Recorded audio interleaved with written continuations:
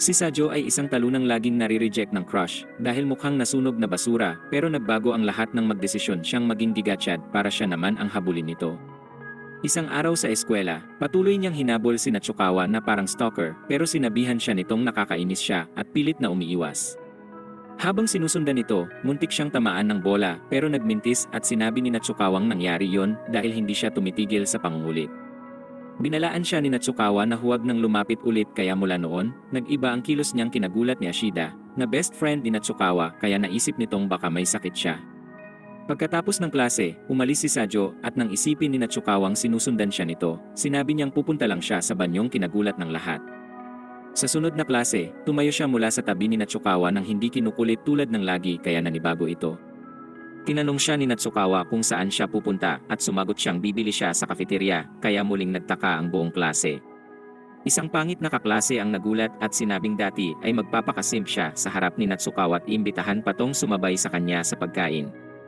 Di na tinag si Sajo at tahimik na lumabas ng klase at napaisip ang mga kaklase kung nasiraan na siya ng ulo dahil sa daming beses na siya'y na-reject na maaari na siyang bigyan ng premyo dun. Naupo si Sajo sa gazebo at habang naghahanda siyang kumain ng merienda, biglang dumating ang maliit na si Aizawa na ikinagulat niya. Pinuri niya si Aizawa dahil nahanap siya at pinakilala ang sarili bilang pinakakawawang tao sa eskwela at nagpakilala rin si Aizawa at agad na umalis. Kinabukasan habang kausap si Yamazaki, muli siyang nilapitan ni Aizawang kinagulat niya at sinabing hindi niya inasahan na may babaeng lalapit sa tulad niyang nakakadiri.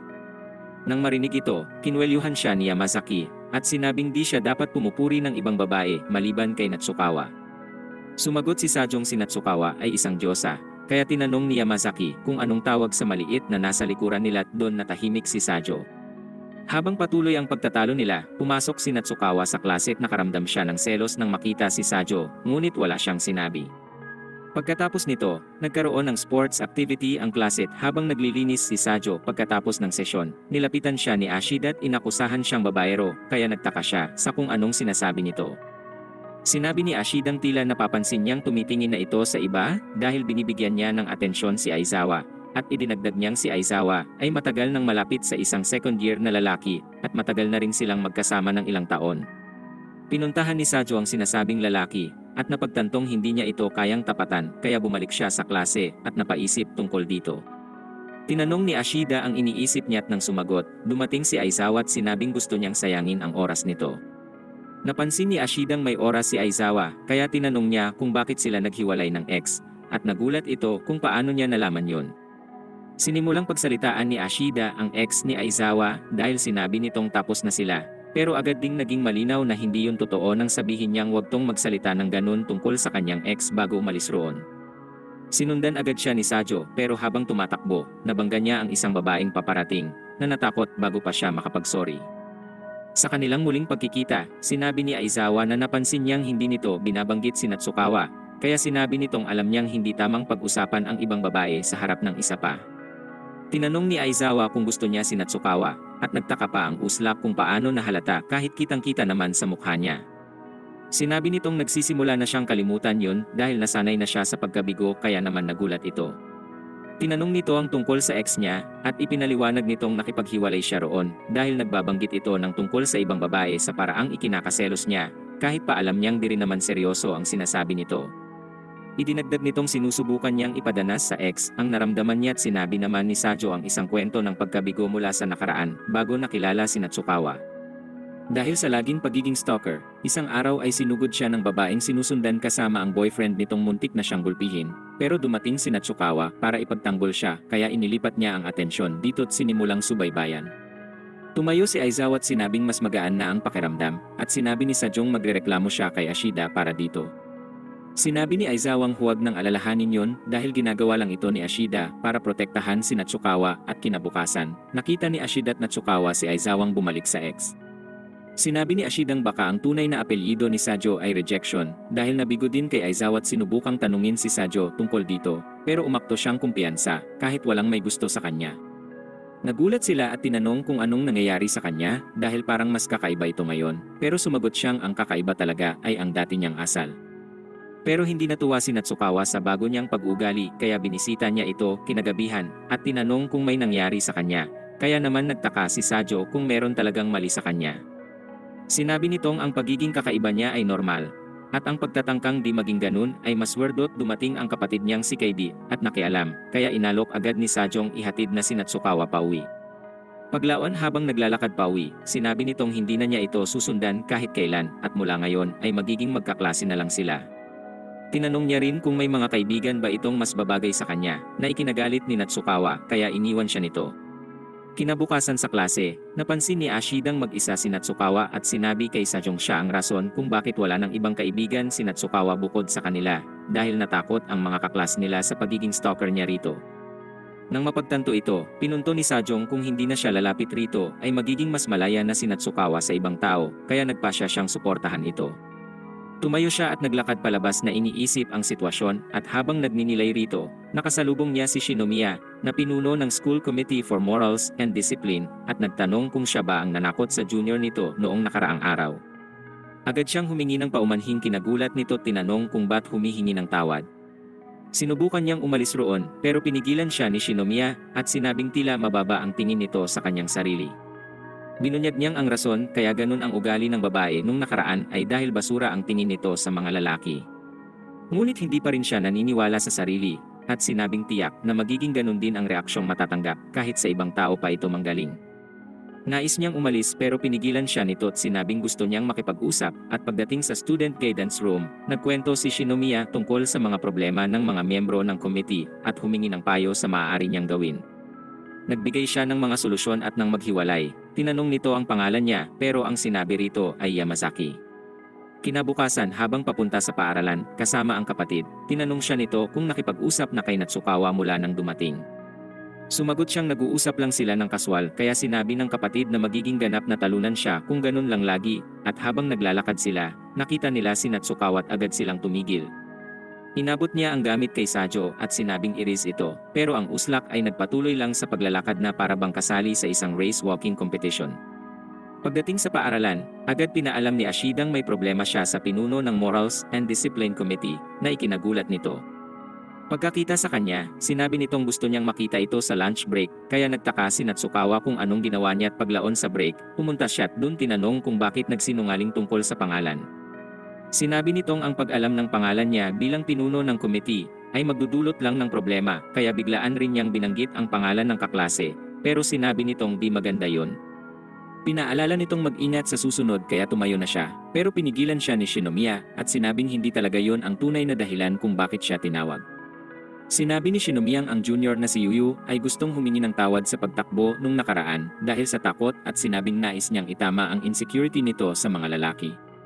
Ngunit nadismaya si Sajo at sinabihan tong galingan bago umalis at pagbalik mula sa student guidance room ay nakasalubong niya si Ashida. Ipinakita nito kung paano nakikisalamuha si Natsukawa sa iba, nakabaligtaran ng dati nung siya ay istorbo kaya napaisip itong marahil siya nga ang naging sagabal sa kanya. Bigla siyang nakatanggap ng text mula sa kapatid at pumunta siya sa student council room pagkatapos ng klase kung saan inutusan siya nitong tumulong sa ilang gawaing admin. Samantala, naglalakad si Shinomiya at Yuyu na parang malungkot na post ng mga laging nagpapapansin sa social media. Tinanong nito kung iniisip ba niya si Sajo at sumagot si Yuyung marahil ay lalo lang itong nadismaya sa kanya kahit plano niyang ayusin ang lahat. Kinabukasan, dumating si Natsukawa sa klase kung saan may mga kaklase tong nagpakita ng interes na pumunta sa bahay niya. Habang pinag-uusapan ito, pumasok si Sajo at pinaalam ng mga kaklase ang tungkol sa plano pero tinanggihan niya ito at pagkatapos nun, nakipagkita sa kanya si Natsukawa at tinanong kung hindi ba talaga siya pupunta. Ngunit ginambala siya ni Shinomiya at Nilayo at sinabing labis na nasaktan si Yuyu dahil hindi nagawang mapakitang nauunawaan siya nito. Tinanong siya nito sa opinyon tungkol doon kaya sinabi niyang ang paghingi ng tawad ni Yuyu ay kalokohan at walang saysay na ikinagulat nito at sa sumunod na linggo, pumasok silang lahat sa paaralan na naka-summer uniform. Nakipagkita si Sajo kay Ashida at habang nag-uusap, tinanong niya ang naging party sa bahay ni Natsukawa nung weekend, ngunit hindi ito sumagot para lalo siyang maintriga. Pagkatapos, habang nagkaklase sila tinitignan sa phone ang mga larawan mula sa naging party, nagulat siya nang mapansing si Natsukawa ay medyo wala sa mood sa buong party. Tinanong niya si Sajo kung ba't hindi pa nakipag-usap kay Natsukawa at sumagot tong ginagawa lang niya ang nararapat sa paglayo rito. Pagkatapos maglaro, nakita ni Sasaki si Sajo sa tabi ng gripo at sinabing cute ang kapatid ni Natsukawang si Eri. Ipinakita nito ang mga larawan nila at tinanong rin kung bakit hindi ito dumating sa party, at sumagot si Sajong hindi naman siya naimbitahan, kaya wala siyang magagawa.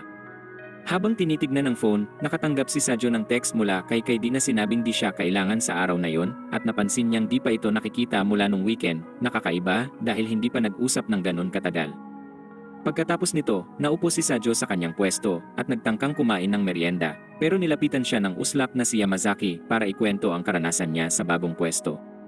Sinabi niya ritong masayang nakilala si Koga, napakawalang kaklase nilang hindi nag-atubiling pag-usapan ang binabalak nitong plot development sa boyfriend niya. Di makapaniwala si Sajong ganun kababa ang standard ng kaibigan, pero may katwiran din kung isipin ang itsura nilang pareho. Nabahala si Yamazaki nang makitang mag-isa lang si Sajo, kaya inaya niya itong sumama sa ibang kaklaset. Habang nag-uusap, tinanong siya tungkol sa nangyari sa kanila ni Natsukawa dahil matagal nang hindi nakikita ang mga away nila. Tinanong ni Koga kung may ginawa na sila't nagulat si Sajo bago sumagot na di na niya alam kung saan ang bahay nito't dumating si Natsukawa, na halatang naiinis at dinala si Sajo sa music room. Nagtaka si Sajo kung bakit ito nagagalit kaya sinubukan niyang suriin ang mga posibleng dahilan, ngunit di niya ito matukoy kaya tinanong na lang niya.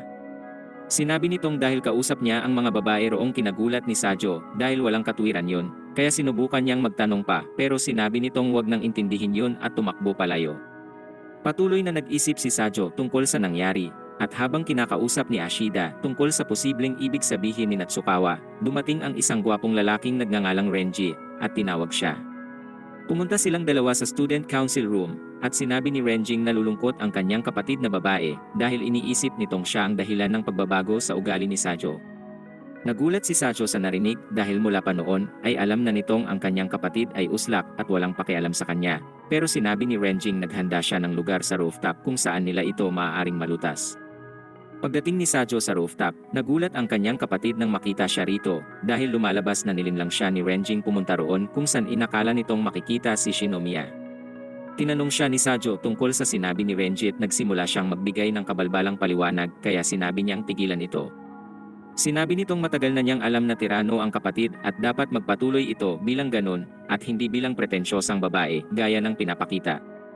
Habang nagsasalita, lumitaw si Natsukawa kasama si Ashida, at galit na humawak sa damit niya at tinanong kung ba't uslak sa kapatid. Ngunit nagtaka si Sajo sa rason ng pagpunta ni Natsukawa sa rooftop kaya nahiya ito tumakbo habang sinasabing nagkataon lang yon. Kinagabihan habang pauwi si Sajo, naisip niya kung bakit kakaiba si Natsukawa pero hindi siya naniniwalang magugustuhan nito ang isang pangit at kadiring tulad niya. Kasunod nito, nagkita si Natsukawa at Ashida sa isang cafe, at tinanong ni Ashida kung bakit siya nagmadaling gawin lahat ng yun nung nakaraan, at humingi ito ng tawad at sinabing hindi niya rin alam. Binanggit nito ang araw nang magtungo ang lahat sa bahay nila kung saan mabait ang lahat sa kanyang kapatid, at inamin na medyo umaasa rin siyang si Sajo ang magiging malapit sa kanyang kapatid. Sinabi ni Ashidang hindi nagsisimula ng kahit ano si Sajo sa kanya tulad ng dati, kaya naman medyo nainis at naguguluhan rin dun si Natsukawa. Sumagot si Natsukawang hindi niya alam kung ba't ganun ang nararamdaman, at sinabi ni Ashidang baka gusto tong maging bahagi ng buhay pero tumanggi si Natsukawa at sinabing nakakainis si Sajo. Sinabi ni Ashidang si Sajo ang laging gumagawa ng effort at baka siya na ang kailangang magsimula ngayon, at pagdating ni Sajo sa bahay, napansin ng kanyang kapatid na hindi na nito inaasikaso ang itsura ng buhok tulad ng dati. Pero hindi na siya interesado sa itsura niya, lalo na't hindi na siya sumusunod kay Natsukawa na siyang dahilan nun kung ba't nito inaalala ang kanyang itsura. Kinabukasan sa paaralan, nakatanggap si Sajo ng mensahe mula sa kapatid na di rin siya kailangan sa araw na yun, at nang lumapit si Natsukawa, tumayo siya at umalis pero hindi niya alam na papunta pala ito sa kanya. Pumunta siya sa isang tahimik na lugar sa paaralan, at habang kumakain, lumapit si Shinomiya at sinabing dapat ay nagtanong siya kung pwedeng makihati ng lamesa sa kanila imbis na mag-isang umupo sa bakanting pwesto. Sumagot siya na ang pagsama sa grupo ng mga miyembro ng Morals and Discipline Committee ay nakakailang para sa kanya, ngunit pinilit siya nitong sumama pero si Aya ay hindi masaya sa kanyang presensya. Sinabi nitong ang mga lalaki ay walang ibang ginawa kundi tumitig sa magagandang babae, kaya ipinagtanggol ni Yuyu si Sajo, at sinabing hindi siya katulad ng iba dahil sobrang pangit nito para gawin ang ganung bagay. Di nagtagal, matapos nilang kumain ay sinabi ni Shinomiya kay Sajong si Yuyu ay nagbago dahil sa kanya't mas tanggap na ang mga lalaki. Ngunit diramdam ni Sajong may nagawa siyang mahalaga, at sinabi rin ang tamang payo niya ay nakatulong din dahil naging posibleng masuportahan ang kanyang kasamahan ng kinailangan nito ng tulong na kinagulat niya. Pagbalik ni Sajo sa klase, ipinakita sa kanya ni Sasaki ang problemang kinakaharap nito sa kapatid na parang baliw sa kanya at ayaw nitong makipag-usap siya sa ibang babae. Dumating si Natsukawa at ang mga kaibigan sa klase't binunyag ni Sasaki na may crush siya rito't nag-isip na gumawa ng mga hakbang. Dahil dito, naisip ni Sajong baka si Sasaki nga ang ideal na lalaki para kay Natsukawa at di tulad ng miserableng talunang tulad niya. Pagkatapos ng klase, habang pauwi na siya ay lumitaw si Natsukawa sa likod, na kinagulat niya dahil akala nito'y umalis na sila ng mga kaibigan. Sinabi nito sa kanyang may nakalimutan lang kaya sinamahan niya ito sa classroom at pagkatapos kunin ang naiwan, tinanong nito kung saan siya madalas pumunta tuwing lunch break. Ibinunyag nitong kumakain siya kung saan nais kaya tinanong nito kung sino ang kasamang kumain, pero sinabi niyang mag-isa lang maliban nung kasama sila Shinomiya, Yuyu, at Aya. Nang marinig ito, tila naging ahente ito ng gobyerno at tinanong ang relasyon nila ni Shinomiya kung saan sinabi nitong magkaibigan lang sila. Tinanong siya nito kung magsisimula na siyang kumain kasama nila, ngunit agad niyang naisip na ang paglayo rito ang pinakamagandang desisyong magagawa para sa kanya, kaya sumagot siya na hindi. Habang papalabas sila, binanggit nito ang kanyang buhok kaya agad siyang pumunta sa tindahan ng pauwi para bumili ng pangkulay. Kinabukasan, ipinahayag ang mga resulta ng exam sa buong klase at nalaman ni Sajong nasa ika-65th na pwesto siya sa klase, samantalang dati ay ika-32nd siya. Napagtanto niyang ang dating motibasyon sa pag-aaral ay upang makuha ang atensyon ni Natsukawa, ngunit ngayong wala na siyang motibasyon ay bumaba ang kanyang marka. Sa kabilang banda, si Natsukawa ay nasa ika-27th dati, ngunit ngayon ay nasa ika-2 pwesto na, kaya inisip ni Sajong siya ang sagabal sa pag-aaral nito. Pagkatapos, sinabi ng mga kaibigan ni Natsukawang gusto nilang bumisita sa bahay nito. Isang uslak ang nagtanong kay Natsukawa kung iimbitahan ba nila si Sajo kahit pa hindi na sila magkalapit ngayon, na di tulad ng dati na lagi siyang umaaligid kung nasan ito na parang isang stalker. Nahiya si Sajo sa sinabi nila kaya umalis siya, at habang naglalakad ito sa hallway, napansin niya ang ilang nag-uusap tungkol kay Natsukawa kaya bigla niyang ginambala ito, na ikinagulat ng pinakauslak roong si Marika. Hinarap siya ni Marika dahil sa pananakot at pinagmamalaking isa siyang aristokrata, ngunit ininsulto lang siya ni Sajong labis nitong kinagalit kaya umalis na sila ng mga kaibigan. Kinabukasan, habang papunta sila ni Natsukawa sa paaralan sa ilalim ng ulan, nagkabanggaan sila sa isang kanto at tinanong siya ni Natsukawa kung anong ginagawa niya roon.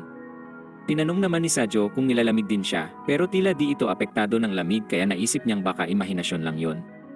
Nagpatuloy sila sa paglalakad at biglang humabol si Natsukawa kay Sajo, ngunit muntik siyang matamaan ng truck, kung saan mabilis naman tong naligtas ni Sajong nauwi sa pagkabasa niya sa ulan. Pagdating nila sa klase, nagsimulang sumama ang pakiramdam ni Sajo kaya nakatulog siya nang magising, nahiya siya ng sobra dahil nakatulog siya sa kahabaan ng klase. Lumapit sa kanya ang gurong sinabi ritong mag-focus siya, ngunit humingi siya ng permisong pumunta sa kanilang infirmary.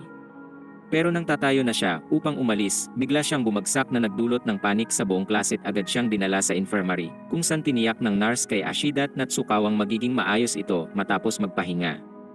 Pumunta sila upang kumustahin ito bago bumalik sa klase, ngunit nag-aalala si Natsukawa at hindi makapag-concentrate sa klase. Dumating si Shinomiya at lahat ay humanga sa kanya at tinanong si Ashida tungkol kay Sajo, at sinabi nitong bumagsak siya kaya dinala sa infirmary. Sinabi ni Shinomiyang ipapaalam niya ito sa kapatid ni Sajo upang mabisita ito kasama niya at pagkatapos nito, pumunta si Ashida at Natsukawa sa infirmary upang kumustahin siya at nagulat sila dahil gising ito. Nahiya si Sajo at hindi makatingin sa kanila habang humihingi ng tawad sa abala at bigla siyang nakaramdam ng sakit sa ulo at tutulungan sana nila ngunit hindi ito pumayag na madikitan sila. Sinabi nitong ayaw niyang mahawa sila at matapos ang ilang sandali, habang pabalik ang mga babae ay nakatagpo nila si Kaidi at Shinomiyang patungo sa infirmary, kaya nagpasya rin silang sumunod sa mga ito upang kumustahin ulit si Sajo. Kinabukasan, di pumasok si Sajo kaya nalungkot si Natsukawa at pagkatapos ng klase, nagpunta naman sila ni Ashida upang kumustahin ito. Sinabi ni Ashida kay Sajong si Natsukawa ang nagsabing bumisita, na kinagulat niya at agad naman tong nagdahilang siya ang rason kung bakit ito nabasa ng ulan. Kinabukasan, nakita ni Natsukawa ang uslap na muntik ng pumanaw sa lagnat na nakikipag-usap sa isang babae. Habang nagsiselo sa nangyayari, nilapitan siya ni Marika at tinanong kung maaari siyang suportahan nito upang maging sunod na Student Council President. Tinanong ni Natsukawa kung maaari bang maging Student Council President ang first year, at pinaliwanag nitong sinuman ay maaaring maging kandidato kahit ano pa ang class year. Gayunpaman, sinabi niyang medyo dehado ang mga first year dahil iniisip ng ibang ang mga upperclassmen lang ang mas angkop upang maging kinatawan ng mga estudyante. Sinabi ni Maricang kahit walang nagpapakita ng interes sa pagiging pangulo, nais niyang magtipon ng mga taga-suporta bago maganap ang halalan. Sinabi ni Sajong maling hakbang ang paggamit kay Natsukawa bilang poster girl dahil mas maganda't mas kahanga-hanga si Natsukawa kesa sa kanya, kung saan maiisip ng mga tao na si Natsukawa na lang ang dapat tumakbo kaya nagalit ito. Naglakad siya palayo kasama ang mga kaibigan, ngunit ang di inaasahang raise ni Sajo ay di pa rin nilisan si Natsukawa. Sumigaw siya kay Sajo dahil sa sinabing yon, ngunit nilis siya uli nito't sinabing cute siya, kaya naman tumakbo ito sa kahihiyan. Sa klase kinabukasan, malungkot si Sajo dahil hindi niya maintindihan ang itinuturo ng guro kung saan pagkatapos naman ng klase, agad siyang pumunta sa cafeteria upang gawin ang tanging bagay na alam niya. Habang naghahanap ng bakanting mesa, tinawag siya ni Yuyu mula sa labas kasama ang mga kaibigan, kaya lumapit siya sa kanila. Napaisip ito kung bakit siya tinawag ni Yuyu dahil hindi pa naman sila ganun kalapit na magkaibigan para sa ganun. Sinabi ni Shinomiyang tinawag siya ni Yuyu para tanungin kung nais niyang sumali sa Morals and Discipline Committee, na kinagulat niya, ngunit magalang siyang tumanggi rito at sinabing hindi siya karapat-dapat sa ganung posisyon. Sinabi ni Shinomiyang malapit na niyang iwanan ang posisyon bilang pinuno, ngunit hindi pa sila nakahanap ng kahit isang lalaki mula sa mga first at second year. Idinagdag pa nitong naisip niya ang mukha ni Sajo, kaya nais niyang sumuporta tumulong ito sa committee tulad ng ginawa niya noong humingi siya ng payo rito. Nagulat si Sajo't inisip na di pa siya kailanman ninais ng ganun, at habang nangyayari ito, biglang hinawakan ni Yuyu ang kamay ni Sajong nagulat, kaya mabilis niyang tinanggal ang kamay nitong kinagalit ng dalawang babae. Agad silang tumayo upang disiplinahin siya, kaya naisip niyang yun ang isa sa mga dahilan kaya di siya karapat-dapat sa posisyon. Sunod ay nagdaos ang paaralan ng pulong kasama ang mga estudyante kung saan ipinaliwanag ng Morals and Discipline Committee at Student Council ang paparating na school tour. Pagkatapos ng anunsyo, tinanong ng guro ang klase kung sino ang nais mag-volunteer para sa tour ng paaralan sa summer break, kaya nagulat ang lahat.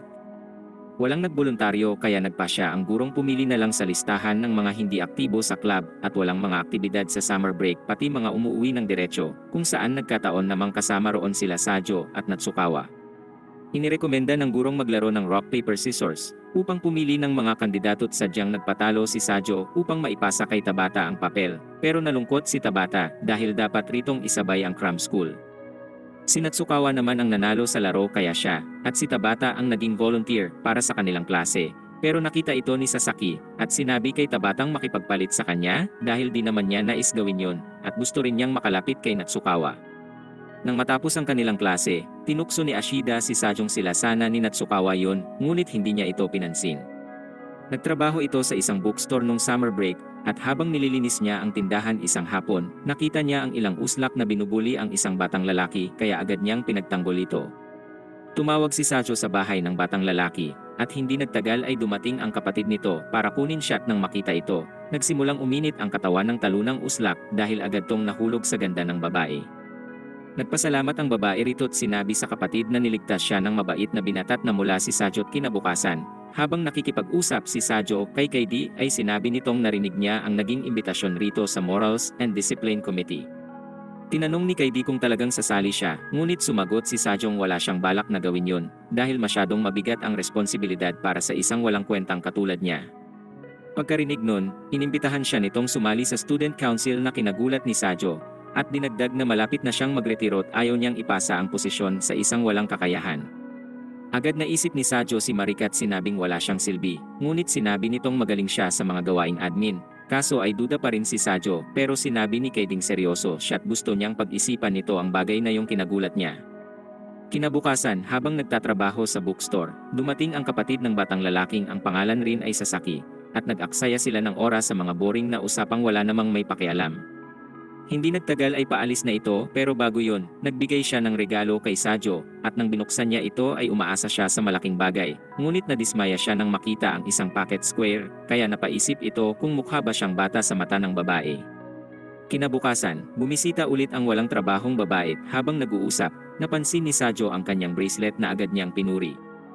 Sinabi ni Sasaki na kasama ang kanyang ama sa paggawa nito. At nagulat si Sajo dahil maayos ang relasyon niya sa amang kabaliktaran sa sariling kapatid na nagsimula nang ihiwalay ang labada sa ama niya nung elementarya pa lang. Binanggit nitong magaling siya at sinabi ni Sasaking may tindahan sa tabing dagat na nagtuturo kung paano gumawa nito kaya naman nagpakita si Sajo ng interes na pumunta roon. Samantala, naisip din ni Sajong maaari siyang makabili ng regalo para sa nalalapit na karawan ni Natsukawa. Inimbitahan niya si Sasaking sumamat kinabukasan, habang papunta sila sa tindahan, napansin ni Sajong kakaibang pagkakataon yon dahil nakalabas siya kasama ang isang kolehiyala. Ngunit nagulat siyang para kay Sasaki ay di malaking bagay yon kung saan nag-alala rin tong baka may makakita sa kanila. Inisip ni Sajong baka natatakot siyang isipin ng ibang magkasintahan sila. Ngunit binasag ni Sasaki ang ego niya nang sabihin ang rason ay dahil suot niya ang pambahay na ginagamit lang rin tuwing wala na siyang kasamang mahalaga. Samantala, si Ashida, Natsukawa, at ang nakababatang kapatid ay papunta sa beach kung saan pagdaan sa bahay ni Sajo, naisip ni Ashidang bumisita at imbitahan siyang sumama para magdala ng mga gamit ngunit natuklasan nilang wala siya roon. Pagkatapos ng ilang oras sa beach, dinala ni Sasaki si Sajo sa craft store at nang makilala ang may-ari ng tindahan, tinanong nito kung sila ay magkasintahan at agad sinabi ni Sajong wala sila sa ganoong klaseng relasyon.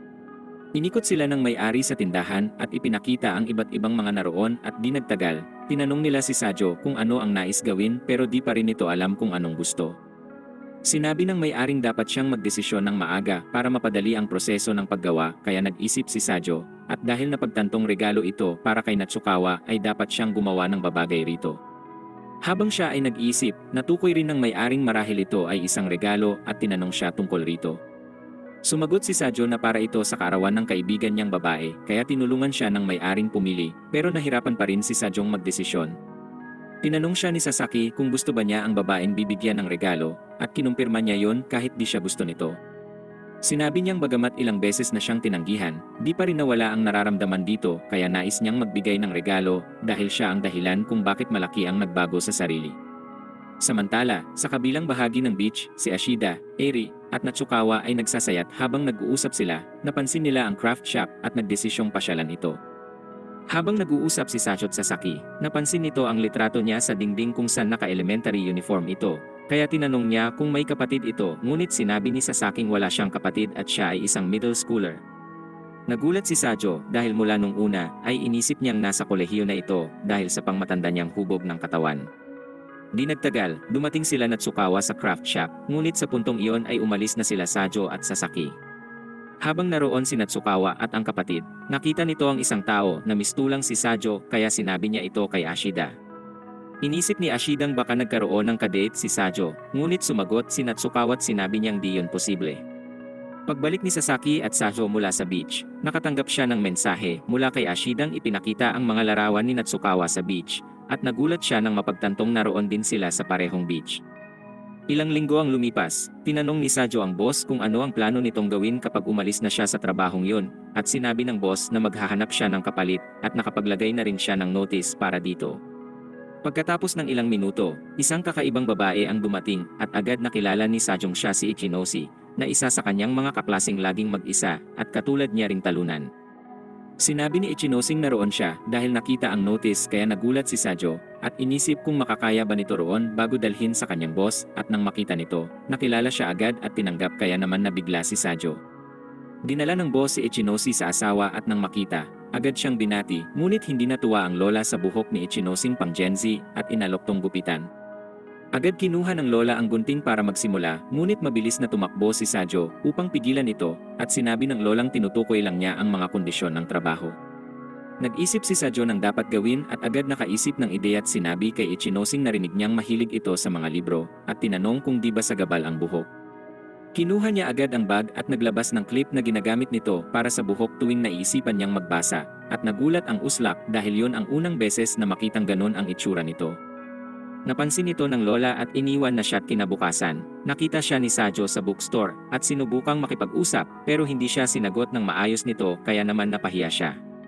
Itinuro niya ang lahat ng dapat malaman ni Ichinoshi pagkatapos ng ilang minuto. Inasikaso niya ang isang customer ngunit ito ay mayabang at nagbigay pa ng di magandang mga komento. Dahil dito, sobrang nailang siya at muntik nang mapaihi sa kanyang suot kaya agad na umaksyon si Sajo at inasikaso ang customer at matapos itong umalis ay napaiyak si Ichinosing parang bata sa elementarya. Nagpunta si Sajo upang iulat ito sa matanda at sinabing sa tingin niya ay di kaya ni Ichinoshi ang trabaho dahil naapektuhan sa ganung uri ng customer pero nalungkot ang matanda at umasang mananatili si Ichinoshi. Nagulat si Sajo at inisip kung bakit laging nag-iisa si Ichinoshi, kaya nagdesisyon siyang kausapin ito tungkol doon at nagsimula ng isang boring na litanyang wala namang humiling.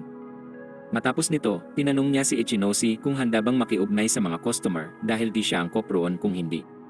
Natahimik si Ichinoshi ng ilang sandalit may nahihiyang itsura bago biglang yumuko at nakiusap na payagan siyang manatiling kinagulat ni Sajo.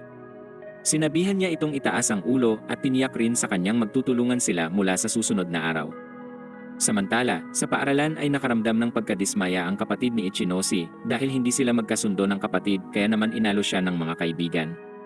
Kinagabihan, sina Tsukawa, Ashida, at Sajo ay nagkaroon ng video call at ikinuwento ni Sajo ang sitwasyon sa kanyang panandaliang trabaho at humingi ng payo.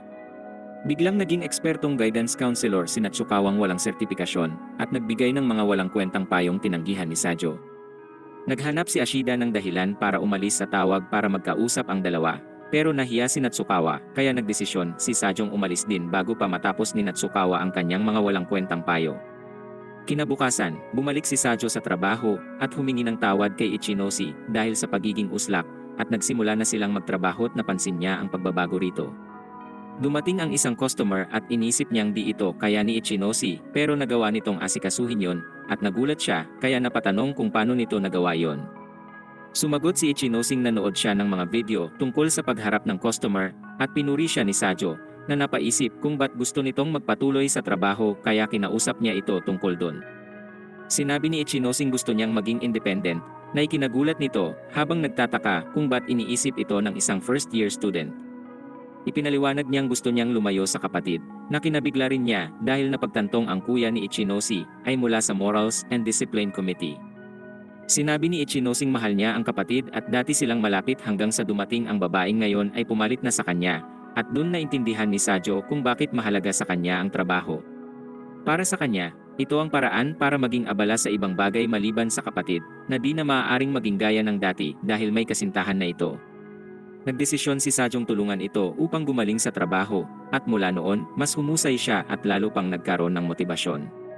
Habang nakatuon sa mahalagang pang-araw-araw na gawain, dumating si Sasaki at ipinakilala siya ni Sajo kay Ichinoshi na nagulat at nainis nang malaman niyang isang middle schooler si Sasaki.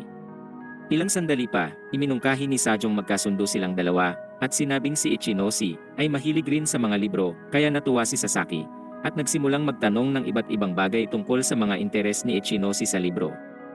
Habang nag-uusap ang dalawa, nabahala si Sajo dahil walang mga customer na dumadating at inisip kung paano matuturuan si Ichinoshi sa iba't ibang uri ng customer. Bigla siyang nakaisip ng ideya at minungkahing magsagawa sila ng role-playing upang matutunan ito ni Ichinoshi. Nang umalis na si Sasaki, sinabi ni Sajong sana ay maging magkaibigan ang dalawa't patuloy silang mag-usap kahit wala na siya sa trabaho. Nagulat si Ichinoshi nang marinig na alis siya at sinabing ang rason, kaya ito kinuha roon ay dahil panandaliang trabaho niya lang yun at pagkatapos, umuwi siya at ang kapatid ay maligalig gaya ng lagit inutusan siyang parang serbidor sa cafe. Ginawa ni Sajo ang kapeng nakaayon sa hiling ng kapatid at binigay sa kanya, ngunit agad tong binalik matapos humigop ng kaunti kaya nagulat siya at nagtaka kung anong mali at dun ito natuklasang nagkamali pala dahil ang ginawa niya ay Bloody Mary. Kinabukasan sa bookstore, matapos siyang lumabas para magpalamig ay nakita niyang papalapit ang isang matabang agad niyang nakilala bilang kapatid ni Ichinoshi, kung saan lumabas rin si Ichinoshi at nagulat nang makita ang kapatid. Humingi ng tawad ang mataba sa hindi pag-isip sa nararamdaman ng kapatid at inaya siya para kumain, pero mabilis itong nagtago sa likod ni Sajo. Hiniling ng matabang wag humarang si Sajo sa daan, pero tumanggi siya at minungkahing maghanap sila ng lugar kung saan pwedeng mag-usap. Pagkatapos nilang makahanap ng pwesto, humingi ng tawad ang mataba sa kapatid at nakiusap na ituloy pa rin ang Siscon Channel. Pero sinabi ni Ichinoshi ang kasintahan na niya ngayon ang pwedeng gumawa nun at ayaw niyang magselos ito dahil sa kanilang relasyon, kung saan sumagot ang matabang mabait ang kasintahan niya at walang problema dun. Dumating naman ang kasintahan ng mataba at nagpakita ng empatya kay Ichinoshi, kaya hiniling nila kay Ichinoshi umalis na sa trabaho at bumalik pero tumanggi siya. Patuloy nilang hinimok si Ichinoshi at pumagit na si Sajo para sabihing mahalaga ang trabaho sa kanya dahil yun ang paraan ni Ichinoshi para matutong wag masyadong maging malapit sa kapatid. Pinatunayan niya ito sa ilang hindi kinakailangang komentot nang umalis ang dalawa. Nagpasalamat si Ichinoshi sa pagtulong dahil di siya makapagsalita para sa sarili. Kinabukasan, habang ginagawa ni Sajo ang mga gawain sa bookstore ay dumating si Sasaking tumatakbo kasabay ng pagsayaw ng plat, at nagtaka siya kung talagang middle schooler ito. Ilang sandali pa, habang nag-uusap sila ay nakita nila si Ichinosing nakatingin sa kanila ng malungkot at parabang naiinggit, kaya nagtaka si Sajo kung ano ang paniniwalaan sa nakakalitong sitwasyon. Kung ang middle schooler bang parang kolehiyala, o ang high schooler bang kumikilos na parang middle schooler. Hindi nagtagal, nagkasundo ang dalawa at nag-usap tungkol sa mga libro, at kasabay nito, nakatanggap si Sajo ng chat mula sa kapatid na nagtanong kung may oras siya. Kinagabihan, nakipag-usap siya sa kapatid at sinabi nitong nagulat siya nang malaman na nagtatrabaho pa rin ito sa bookstore para gabayan ang nakababatang kapatid ng mataba. Nagulat si Sajong alam niya ito at naisip niyang si Shinomiya siguro ang nagsabi, at pagkatapos, sinabi ni Kaiding tulungan siya nito sa ilang responsibilidad sa school visit tour dahil tila marami din naman siyang libreng oras. Nangatwiran si Sajong nakapili na ng 2 estudyante mula sa bawat klase para tumulong, pero sinabi ni Kaiding may kakulangan pa rin dahil marami ang mga sumali sa tour para sa taon na yon. Sinabi niyang nabanggit ni Shinomiyang iniiwasan nito ang imbitasyon niya, kaya rin gusto niyang gumawa ito ng kung ano dahil ayaw niyang magkautang na loob si Sajo kay Shinomiya. Ibinigay sa kanya ni Kaidi ang cellphone para tawagan si Shinomiya at agad siyang tumawag upang ipakita ang interes na tumulong sa mga kailangan pang gawin. Ngunit sinabi ni Shinomiyang huwag mag-alala dahil makakahanap sila ng paraan para sa mga gawain, pero nagpumilit si Sajo kaya sinabi ni Shinomiyang maaari tong makatulong sa manumanong trabaho. Kinabukasan, nagkita sila sa paaralan at pinaliwanag ni Shinomiyang ang Morals and Discipline Committee ang nakatoka sa paghahakot ng mga kagamitan para sa tour at sa pagtatayo ng meeting place. Dahil karamihan rin sa committee ay mga babae, kailangan nila ang tulong ng isang lalaking katulad ni Sajo. Dinala siya ni Shinomiya sa committee upang ipakilala sa lahat at nang makita ito, nagpasalamat ang kapatid ni Ichinoshi sa paggabay sa kapatid na madalas ring nagkukwento tungkol sa kanya kaya naman nahiya si Sajo. Nagtapos ang orientation meeting para sa mga representative ng school tour visit at habang naghahandang umalis ang mga estudyante, sinubukan ni Sasaking Iris si Natsukawa pero magalang tong tumanggit sinabing mas gusto niyang makasama ang kapatid. Pagkatapos nito, naalala ni Natsukawa ang pagiging malungkot at nag-iisa noon hanggang sa araw na madapa si Sajo sa cafeteria at siya ang tumulong rito habang pinagtatawanan ng iba. Pero hindi yon dahil sa mabait siya, kundi ay dahil nakita niyang pareho sila ni Sajong kabilang sa grupo ng mga estudyanteng walang kaibigan at mula noon, nagsimula tong sundan siya hanggang sa naging sobra na tong nakakainis. Ngunit sa kabilang banda, hindi na siya masyadong malungkot dahil sinimulan na siyang lapitan ng mga kaklase dahil sa nangyari. Mula rin nang itigil ni Sajo ang laging pagsunod sa kanya, nagsimula siyang malumbay rito kahit paayaw rin niya ang laging pagdikit nito. Habang palabas siya ng academic building, nakita niya si Sajo sa malayo at agad siyang tumakbo upang humabol pero hindi nagtagumpay. Gayunpaman, sa paghahanap kay Sajo ay hindi niya sinasadyang mabangga ito kaya nagulat siya at sinabi ni Sajong abala siya sa gawain at sumagot tong napansin niya yun kaya napaisip rin kung nakita ba siya nito. Lumapit siya kay Sajo kaya nahiya ito at tinanong kung may maganda bang nangyari kamakailan kaya ito lumapit ng ganon sa kanya. Tinanong din ito ni Sajo kung bakit siya nagmamadali kung saan sumagot itong tumakbo siya papunta roon nang makita siya. Nag-usat sila at nang tanungin ni Sajo ang naging summer break, sinabi nitong nagpunta siya sa beach kasama si Ashida. Binanggit agad ni Sajo ang litratong pinadala ni Ashida, kaya sinubukan nitong kunin ang cellphone niya, pero aksidente siyang nahulog rito. Dumating si Ashida at agad silang naghiwalay kung saan pagkatapos nito, nagkaroon sila ng mahaba at nakakabagot na pag-uusap at dahil wala namang may interes ay di na dapat ipakita. Pagkatapos nito, si Natsukawa ay gumawa ng hakbang sa pagsasabing dapat silang maglaan ng oras pagkatapos ng school visit tour, ngunit sinabi ni Sajong hindi niya alam kung kailan matatapos ang kanyang gawain. Kinabukasan sa bookstore, sinabi ni Sajo kay Ichinosing aalis siya ng maaga sa trabaho dahil sa magiging school visit tour at idinagdag na dapat tong mag-ingat sa tindahan habang wala siya. Pagkatapos nito, inatasan sila Natsukawa at Sasaking gabayan ang mga middle schooler kung saan ang Sasaki namang may kargadang hindi angkop para sa edad niya ay isa sa kanila. Habang nililibot ang mga ito sa paaralan, nakita nila ang ilang uslap na betang nambubuli kay Aizawa kaya agad tumakbo si Natsukawa rito. Ang mga lalaki ay mga middle schooler ring dumating para sa school tour, at nang makita si Natsukawa ay agad silang humanga sa kanya't sinabi ng mga uslap na nais rin nilang mag-aral doon. Pero sinabi ni Natsukawang hindi tumatanggap ang paaralan ng mga kagaya nila at nagpatuloy na sa kanilang tour, at pagkatapos ng ilang sandali ay bumalik ang mga lalaki upang humingi ng paumanhin. Si Sasaking may kargada ay biglang nakita si Sajo at agad tumakbo papunta roong ikinagulat niya at nagsimulang kumilos ng kakaiba kaya nahiya si Sajo dahil natakot sa maaaring isipin ni Natsukawa. Matapos umalis ang mga middle schooler, hinila siya nito upang tanungin ang nangyari kaya nagpaliwanag siya sa kanila ni Ashida at sinabi nitong kailangan din niyang maglaan ng oras sa kanila kaya nagulat ito sa ganung kahilingan niya. Kinabukasan habang nasa bookstore, napansin ni Sajo at Ichinosing malapit ng umulan kaya agad nilang pinasok ang ilang gamit sa loob ng tindahan kung saan nakita rin ni Sajo si Natsukawa mula sa malayong basa sa ulan kaya nagulat siya. Pagpasok sa loob, agad siyang nilapitan ni Ichinoshi at binigyan ng tuwalya upang magpunas na ikinagulat ni Natsukawa dahil napansin niyang may naging pagbabago rito. Sinabi ni Sajong bagamat mukhang mahiyain si Ichinoshi, talagang mapagmasid at maalaga siya, at tinanong kung anong dahilan ng pagpunta sa tindahan, at sumagot itong bumisita lang upang mangamusta. Pero sinabi nitong hindi siya dapat dumaan, lalo na sa ganung panahon at samantala, sinabi nitong pumunta siya dahil natatakot siyang ang distansya sa pagitan nila ay lalayo na ng tuluyan. Tinanong siya nito kung magpapatuloy pa siya sa trabaho pero sinabi nitong hindi na dahil aalis na siya pagkatapos ng summer break tulad ng orihinal niyang plano. Nag-alala siya kung magiging ayos ito at binanggit na baka malungkot si Ichinoshi, ngunit sinabi nitong ayos lang si Ichinoshi kahit wala siya roon at doon biglang dumating si Sasaking Basarin. Agad tong tinulungan ni Natsukawang magpunas gamit ang tuwalya, ngunit nang makita sila ni Ichinoshi, naghiwalay sila kaya nagulat si Natsukawa sa kung anong relasyon ang meron sila. Sinabi ni Sajong magkaibigan sila ni Sasaki at madalas nilang pinag-uusapan ang mga libro, kaya tinanong ni Natsukawa kung bakit hindi na lang ito sumama sa kanila pero dun sinabi ni Sajo sa kanyang ayaw niya tong iwanan, kaya naman nahiya si Natsukawa. Tinanong niya ito kung anong nangyarit habang tinatago ang mukha, muntik siyang matumba pero mabilis siyang nahawakan ni Sajo at nauwi sila sa kakaiba at nakakahiyang posisyon. Nakita ito nila Ichinoshi at Sasaki kaya agad nilang isinara ang pinto upang makapagpatuloy ang dalawa sa ginagawa. Tinanong siya ni Sajo kung ba't gusto nitong pumunta siya sa bahay nila, at sinabi nitong gusto niyang maging kuya ito para kay Eri, pero di yun nasabi ng maayos kaya naging awkward. Inulit nitong gusto talaga niyang pumunta ito at kinabukasan, nagtungo sila ni Ashida upang bumisita kung saan agad niyang nakasundo si Eri at naglaro sila bago bumalik ang ina ni Natsukawa. Nagulat ito nang makita na sa wakas si Sajo roon dahil siya ang laging binabanggit ng anak. Kaya naman nagulat talaga ito at matapos ang ilang sandali, umalis na sila ni Ashida at hinatid sila ni Natsukawa. Habang pauwi, tinanong ni Sajo kung ano ang sinabi ni Natsukawa sa ina tungkol sa kanya at nang marinig yun ay agad umalis si Ashida upang makapag-usap ang dalawa.